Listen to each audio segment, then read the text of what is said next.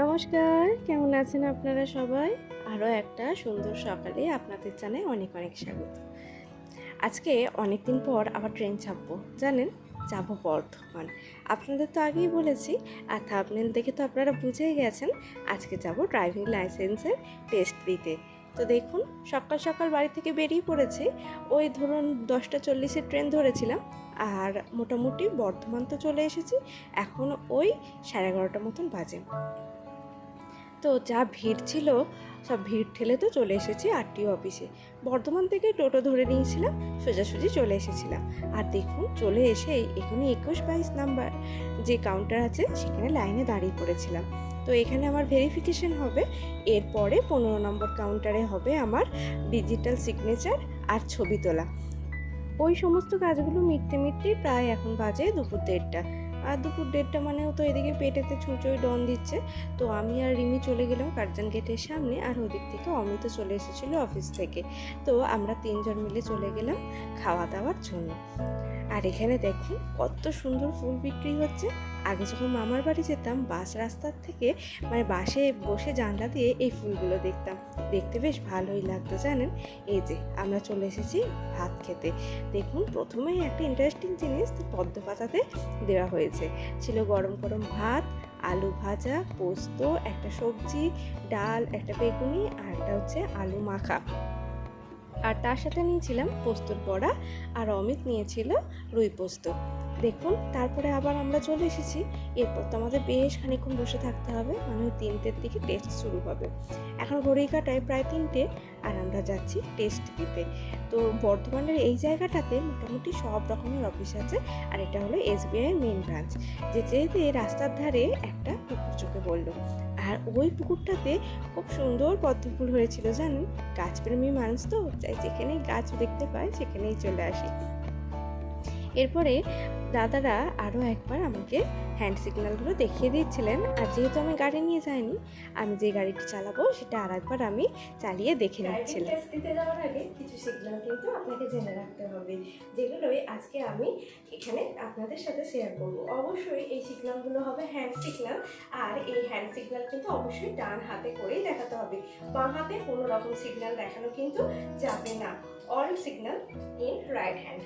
তো চলুন সিগন্যালগুলো দেখায়। প্রথমে হাতটা সোজা করে 3বার ওপর নিচ করতে হবে, অবশ্যই কিন্তু 3বারই করতে হবে। এটা হলো আমার স্লো ডাউনের সিগন্যাল, অর্থাৎ এর থেকে আমার পিছনের গাড়ি জানতে পারছে আমি স্পিড কমাচ্ছি। এরপরে এই যে সোজা এইভাবে হলো আমার ডান দিকে যাওয়ার সিগন্যাল। এরপর আমি দেখাচ্ছি বাম দিকে যাওয়ার সিগন্যাল। তার জন্য দেখুন, প্রথমে 3বার স্লো ডাউন করব, তারপরে অ্যান্টি ক্লকওয়াইজ কিন্তু 3বার ডান হাতটিকে ঘোরাবো।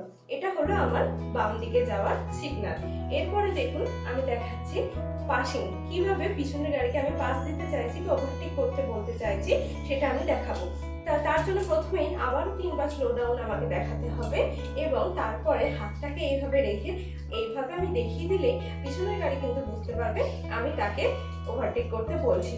আমি যদি বোঝাতে যাই ওভারটেক আমি করতে চাইছি না, তার জন্য কিন্তু কেবলমাত্র এই একটা আঙুল, অবশ্যই তার আগে কিন্তু 3বার আমি স্লো ডাউন দেখাবো। আর গাড়ি স্টার্ট করার পজিশন হচ্ছে নর্মাল এটা, অর্থাৎ আমি গাড়ি স্টার্ট করতে বলছি। আর হাতটা যখনই আমি এরকম রাখবো, আমি বলতে চাইছি আমি ডান দিকে যাব। তো এই সমস্ত কিছু সিগন্যাল কিন্তু আপনাকে দেখাতে হবে, অবশ্যই কিন্তু হাতের মাধ্যমেই দেখাতে হবে। আর এই হ্যান্ড সিগন্যালগুলো ট্রাফিক রুল অনুযায়ী হচ্ছে সকালবেলায় আমাকে হ্যান্ড সিগন্যাল ইউজ করতে হবে, অর্থাৎ দিনের আলোতে ইন্ডিকেটর ভালো বোঝা যেতে না পারে, সেই জন্য আমাকে কিন্তু এই হ্যান্ড সিগন্যালই ইউজ করতে হবে। আর রাত হলে আমরা ইন্ডিকেটর তো ব্যবহার করতেই পারি। তো এইটুকুই ছিল আপনাদের ইনফরমেশন, যেটা আমি ড্রাইভিং লাইসেন্সের টেস্ট দিতে গিয়ে ফেস করেছি, সেটাই আমি আপনাদের সাথে শেয়ার করলাম। আর হ্যাঁ, সেখানে কিন্তু আপনাকে কিছু সামান্য প্রশ্ন করা হতে পারে, যেমন ধরুন হেলমেটের কাজ কি, আর কোথায় আমরা হর্ন বাজাবো না, বা গাড়ি চালানোর জন্য কোন কোন কাগজপত্র আমাদের গাড়িতে রাখা দরকার, বা কি কি আমাদের গাড়িতে রাখা দরকার, বা সিগন্যাল এই যে এটা আমরা আমাদের সামনের গাড়িকে দেখাবো নাকি আমাদের পিছনের গাড়িকে, এই সামান্য কিছু ছোট ছোট প্রশ্ন কিন্তু করা আপনাকে হতেই পারে। তো তো আমি এই প্রশ্নের উত্তরগুলো একটু বলে দিই। অবশ্যই আমরা জানি সিগন্যাল কিন্তু আমার পিছনের গাড়িকেই আমি দেখাবো, আমার সামনের গাড়িকে আমি সিগন্যাল দেখাবো না। তো এরপর দ্বিতীয় প্রশ্ন হচ্ছে হেলমেটের কাজ কি। এখানে নিশ্চয়ই আমাকে বলে দিতে হবে না, মাথা, চোখ, কান সমস্ত কিছুকে কিন্তু প্রোটেক্ট করে হেলমেট। আর কোথায় কোথায় আমরা হর্ন বাজাবো না? মন্দির, মসজিদ, স্কুল, কলেজ বা হসপিটাল এইসব জায়গাগুলোতে কিন্তু আমরা হর্ন বাজাবো না। তো এইগুলোই ছিল সামান্য কিছু প্রশ্ন। আর গাড়িতে মোটামুটি যে সকল কাগজপত্রগুলো থাকা দরকার সেগুলো অবশ্যই রাখতে হবে। আর ফার্স্ট এড বক্স কিন্তু অবশ্যই রাখতে হবে, কারণ সামান্য কিছু দুর্ঘটনা ঘটলে যাতে আমরা প্রাথমিক চিকিৎসাটুকু সেইখানে করতে পারি, তার জন্য কিন্তু ফার্স্ট এড বক্স রাখা অবশ্যই দরকার। আর যেমন ধরুন গাড়ির লাইসেন্স, ব্লু বুক, পলিউশন বা ট্যাক্সের কাগজ, এগুলো কিন্তু গাড়িতে অবশ্যই রাখতে হবে। টু হুইলার বা ফোর হুইলার সব কিছুর ক্ষেত্রে কিন্তু হ্যান্ড সিগন্যাল এই একই থাকবে। আর এগুলোই কিন্তু আপনাকে ট্রাকে দেখাতে হবে। যদিও সেই ট্রাকে ভিডিও করা অ্যালাউ ছিল না, সেই কারণে কিন্তু আমি সেখানে কোনো রকম কোনো ক্লিপ নিতে পারিনি।